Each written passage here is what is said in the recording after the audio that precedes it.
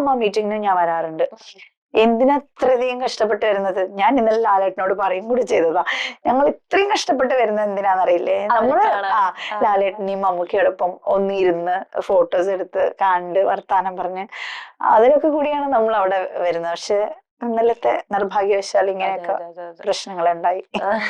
അപ്പം നമ്മൾ പറഞ്ഞു വന്നത് അത്രയും നല്ല എന്താ പറയാ ഫാൻ ഫൈറ്റ്സ് ഉള്ളവരുടെ കൂടെ അഭിനയിച്ച പടം ഹിറ്റാക്കി അല്ലെ, വിജയ് സാറിന്റെ ഒക്കെ കൂടെ അഭിനയിച്ച പടം ഹിറ്റായിരുന്നു.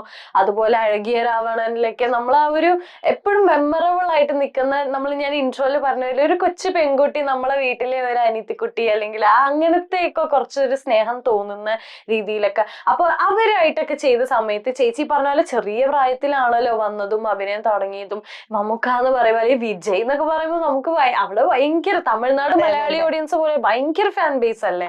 അപ്പൊ എങ്ങനെയാണ് അതിന്റെ എന്താ പറയാ, ഇപ്പോഴും ഞാന് ചെന്നൈയിൽ പോയി കഴിഞ്ഞാലോ അല്ലെങ്കിൽ ബാംഗ്ലൂർ നിറച്ചും A2B ഉണ്ട്. A2Bയിൽ നിറയെ തമിഴിയൻസ് ഉണ്ട്.